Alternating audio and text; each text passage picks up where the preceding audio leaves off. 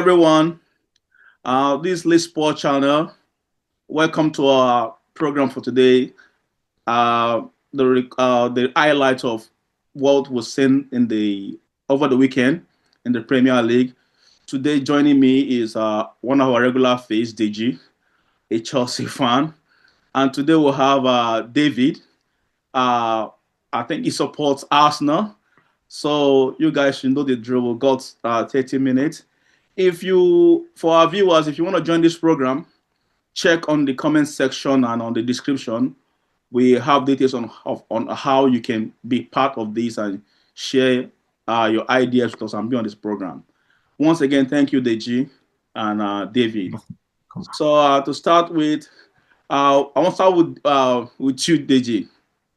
What do you think Yes, about yes. Chelsea, the game that we just played over the All weekend, right. yesterday, over the weekend? Okay. Yeah. I'm just gonna be really honest. I'm just getting rid of the upset that I felt, the anger in me of with that match. And this is the thing. The last time I was on the program, I spoke about how Chelsea is not being Chelsea. Right now, Chelsea is more about money, how much can come in. And the kind of people that we have, this is so upsetting, so upsetting. From us last season talking about getting rid of Sanchez, yeah, he played the FIFA Club Cup, how many matches?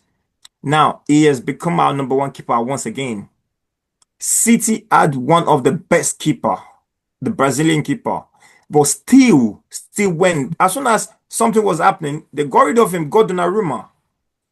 Donnarumma is one of the best names out there when it comes to goalkeeping in recent times. But what would Chelsea do? They retain Sanchez, the AC Milan keeper who was meant to come. One thing led to another. Now they're waiting for him till next season when his contract ends. This is not the Chelsea I know. The Chelsea I know will go hard to get who they want. Again, Xavi Simons. Earlier today, I was reading something about it, and it's just because of some complications in the contract, and that is why I suppose we're able to hijack that deal.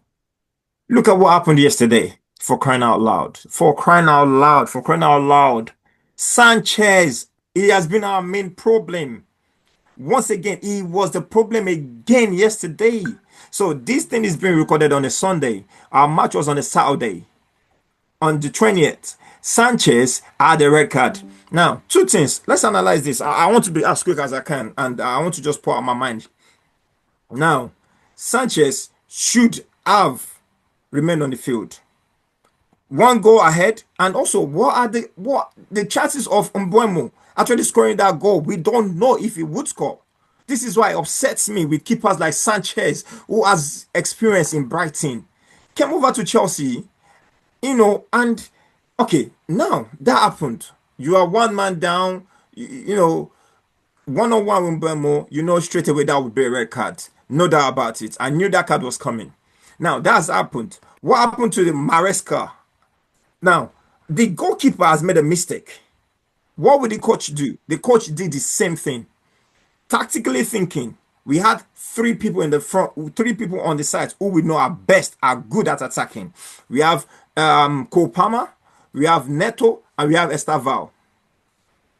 The first is the keeper. I do understand you have to replace someone, obviously, but you replace Estavao. And this is in mind. We have to put in mind that he's aware that Palmer has got some slight injury concerns. Now, you left Palmer on the field for crying out loud. You left Palmer on the field and took Estava out. And what happened? Palmer's injury flared up and he had to come out. And that is after you removed Neto. You can clearly see Neto. Neto was so upset. He was so upset that I had to come out for Adela Bioyo Tosin. Why? Now, another thing again is the plan you made didn't even come through. You tried to play defensive game. You are not Jose Mourinho. You tried to play defensive game, and that was how they were able to score two goals. Two goals. I'm so upset. Like, even talking about this now, it's so upsetting. Now, you've removed Estava and Neto. What happened? Palmer's injury flared up. Now he had to come out. What then happened? Second half, I'm expecting Ganacho someone else that could bring force into that game. You brought in George. You brought in Tyreek George for crying out loud. You said because ow, I don't understand that guy. I honestly don't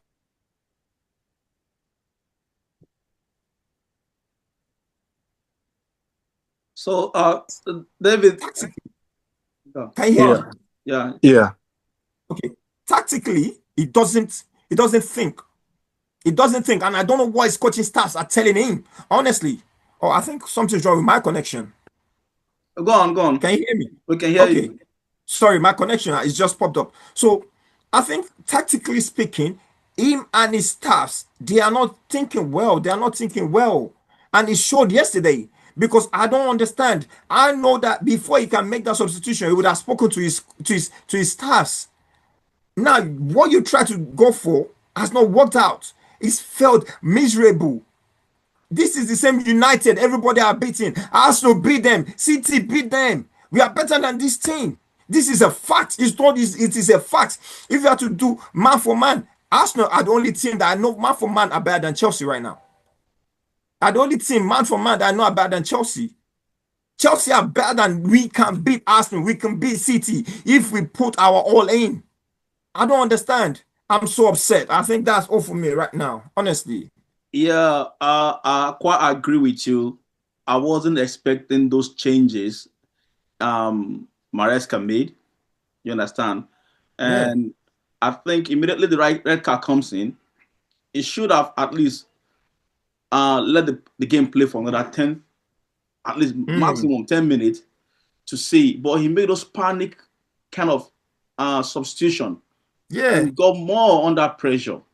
So I was like, what's he thinking? You're bringing out your best foot, your wingers that can attack for you, and you are bringing up defenders to defend, maybe you shouldn't concede more goals.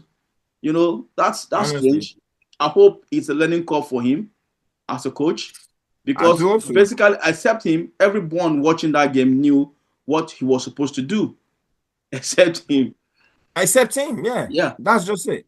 yeah, Accept him. yeah. So that's all about that for Chelsea right now. Let's come to Mm. David. David, I know I just watched the Arsenal game not quite long. You saw what happened.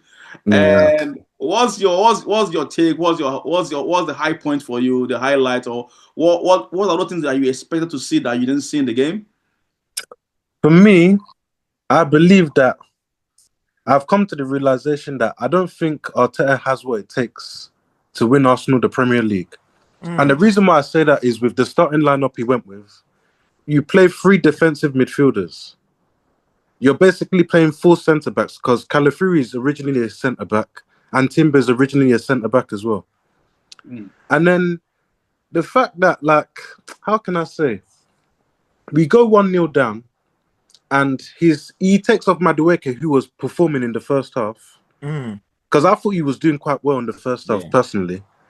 And then you remove him for Saka, where I would have put Madueke on the left, taking off Trossard, and the manager is just, I don't know for him, because for me, he's like, he goes into games where he wants to not lose than win, if that makes sense.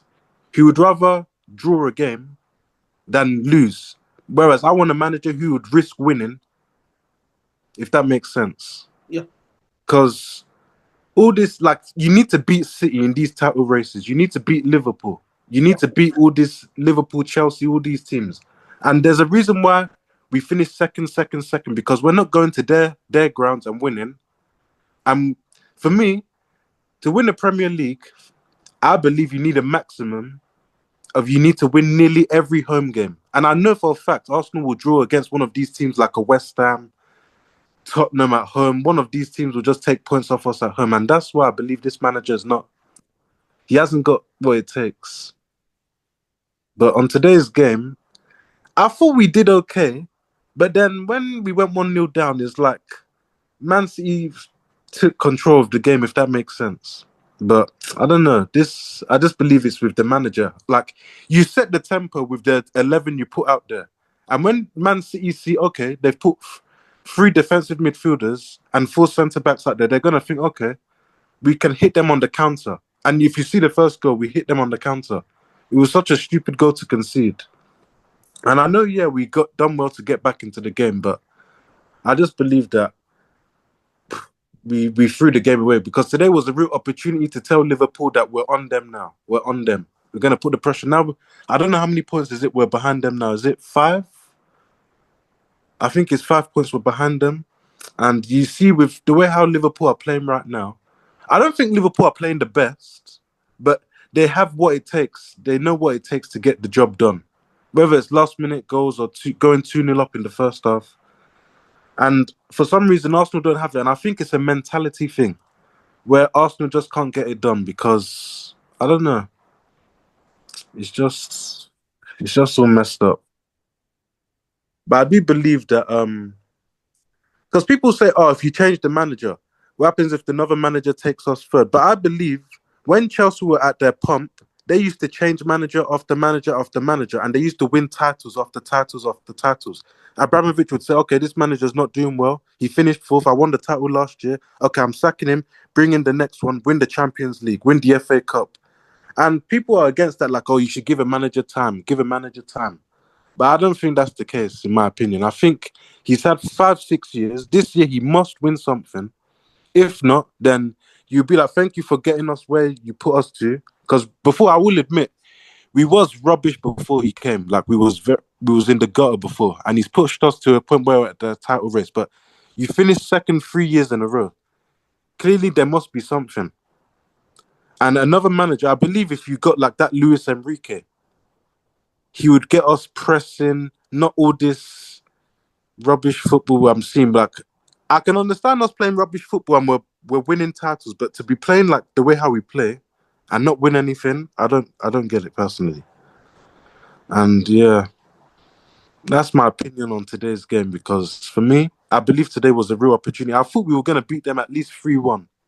But then when I saw that lineup, I was so annoyed because we played that basically the same team against Liverpool, and we offered nothing because you can see when we got the ball, there was no creativity. Mourinho kept getting the ball and then passing it back. There was opportunities to release Madueke, to release Trossard, and we just kept going back. And you needed that creativity in there, but he decided to leave Eze on the bench. I don't know whether this thing has what's it gotten into his head about all this defense. The defense is too strong. The defense is too strong, but. And I think it's played a role in his head that he can be like Mourinho. But the thing is with Mourinho, he would have gunmen up top where they would kill defenses. Like you look at his time at Real Madrid, he would have Ronaldo, Di Maria, Benzema. That okay, you give it to them. You know they just need one opportunity to kill the team, and then you can defend for the rest of the game. But with Arsenal, we haven't quite got that. We've got good players, but we haven't got that killer. What it takes to like really. Like, that's why I was really upset that we didn't go for Isak. Because I believed Isak could have taken us to the next level. You've seen what he's done in the league. And people will tell you, oh, he wouldn't leave because he's got Champions League with Newcastle. But, and as you can see, Liverpool said, okay, we'll go for him. And that's the difference with us and teams like Man City, Arsenal, and Chelsea. Man City, Chelsea, and Liverpool. Because people were saying to me before, if Chelsea was in Arsenal's position, do you believe they would have won the league last season or not? And I said yes, because Liverpool would have, Chelsea would have probably said, okay, we will go for an Isak. We will get the best in class to take us what needs to take us over the line. Everybody knows we needed a striker before, and it's only this year because he knows he's under pressure this year. He decides to get a striker. But I don't know with this. Me personally, my issue is with the manager because it's like he just doesn't want to win. Like, of course, he wants to win the game, but he goes into it thinking, let's not lose the game. What can we do not to lose the game? Let's put everything sure. Let's risk not winning the game to not lose, if that makes sense. And that's my opinion. That I quite get you. So you've Yeah. thrown so many punches, really, and all I could draw from the whole in summary to summarize is just that the coach is a problem. You know, is a I person. believe so. Yeah, yeah. So many Arsenal fans I've spoken to have same opinion. that Arteta is not going to take them anywhere. It's going to be a near miss, because of the mentality, that mentality to win. And I like the way you try to put side by side that if it were Chelsea in that position, they would have done the needful. And I think, personally, my opinion, I think the guy is being kind of, what's the word now? Kind of maybe afraid to take risk. Yeah. He's afraid to take some risk. But in this game, at times, you need to go because everybody knows, even I'm a Chelsea fan, everybody knows that Arsenal is a team to beat. So Yeah. when you're not taking your authority, people will challenge you, will definitely challenge you. Like you Yeah. said, like in your comment, that maybe you at least leave some. He's got the attackers actually to actually move. They can compete and still keep the back fortified. You understand? Yeah. So I feel I want to agree with you that it's the coach thing. You need a coach that can say, okay, let's take some risk. Let's do the needful. You need to do the needful. You don't have to be scared at this point because I believe in the transfer market, Arsenal did well. Despite the fact that they didn't get Isaac, they did well. They did some good business in the market. But it's Yeah. not left for the coach. He's got the tools. It's not left for him to do the needful. I hope he does, or else, if he were to be a Chelsea coach, he would have gotten the sack. I have to be honest with you. Yeah. He would have 6 gotten the years, no sack way. because everybody quite understanding Yeah. that here you have to deliver or they show you the door. Yeah. That's the culture. And that's why, like you rightly said, Chelsea were getting the result. They're getting the trophy once in a while. At least they're touching it. You Yeah. understand? Yeah. So I quite agree with you. And on the Liverpool game, did you see that one Yeah, I saw a bit of against it, the Liverpool Everton? game. Yeah, You I saw know, a bit of the game, yeah. yeah. What's your thought about what they did? And Well, to be honest, I think there's a thing with Liverpool. I don't know whether when they go like a couple goals ahead, they get a bit complacent, I've realised as well. Because I think they were 2-0 up in the first half I watched and they were playing good football. Like Everton had nothing. But then in the second half, I don't know whether they kind of relax, like they think the game's already done because Liverpool, Everton were putting real pressure on them in the second half. They got the goal, and I was thinking if anybody's going to score, it's going to be Everton. yeah, But the thing is with Liverpool, the difference between Liverpool is that even if they were to go, even if Everton were to equalize, I wouldn't put it past Liverpool to go and score a third. And that's the difference with them because they can bring on an Isak and all that. But for me, I do see cracks, and I don't know whether because I don't know if you guys remember last season. Man City started like this. They won like 6 games in a row, and everyone was like, "Oh, they're scoring all these late goals. Who's gonna?" And then it just took one game for them to lose, and then I think they went on like a 13, 14 game. I think that was when Rodri had injury. Yeah, Remember? yeah, yeah. Rodri had the injury, and then they just They went collapsed down. from there. Yeah. Obviously, I don't know if something was to happen to like a Van Dijk or something. I don't know if they would be the same team, but Liverpool fan is yeah. because I feel like I do feel like there are some cracks because I believe not getting Gahey when they were supposed to might cost them a little bit, but yeah, I suppose we just have to wait and see with Liverpool. But I don't think in the second half they didn't play that well. Sorry, can I come in? Yeah. I think you're wrong. Might be right in some aspect, but then you're kind of wrong because I'm a Liverpool fan, but then I know we had some issues defending the league, but then we are champions for a reason. You got Salah as a world class player, and we have Inter. We are still playing. See, we are still playing as in that reach the top tier yet. We are still we haven't even reached any level yet, and we are winning games. And no, just don't. There won't be any crisis in Liverpool team. Yeah, just think about it. That's happening. Well, I'm biased because I'm a Liverpool fan.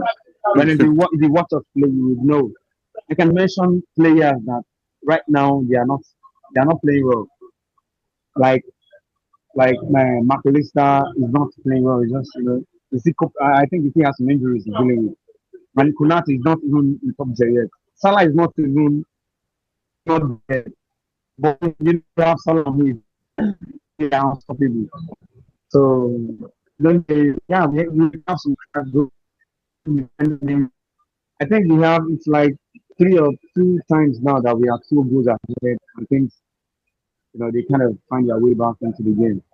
But Mm. that's a great thing because normally, in the first when we are on top of our game, we can actually, we can go 5 minutes up. Yeah. I believe my team so much, and we are winning this game. We are 5 minutes ahead. I just feel that, I'm not. All right, guys. Its network is bad. Yeah, so network's gone bad. But meanwhile, anyway, I I think we've got less than 5 minutes to round this up. I want to take this opportunity to thank David for joining us, and Deji, thank you as usual, and thank Akin as well for spending your time with us. Um, I hope next time we're able to converge here and still talk more about football because that's what this channel is all about. Especially we'll catch up on what's going on in the Premier League. We'll try to bring fans, and supporters of these clubs in to bear their mind, have a say. We never know. Our thoughts and our suggestion might travel a long way. In this area of internet, AI. Yeah. You never know. So I think I might get to hear David say his mind out, and maybe that might cause him to change his ways and improve on that. So yeah. So thank you very much, guys, for joining us. Thank you for Uh, having us. I'll, Thank you. I'll catch you on that one. And our viewers, this is where we'll be drawing the curtain for this particular edition. Uh, don't forget to subscribe to the channel, like and share, and let's meet on the comment section. If you agree with what David and Deji have said, let's hear if you have a contrary opinion about them, about what they've said. Let us know as well. Thank you very much. Thank you, guys. Thank We'll see you. you on the next All one. right, thank you. Have a Thank you nice for having one. us. Take care. Bye. Bye. Bye.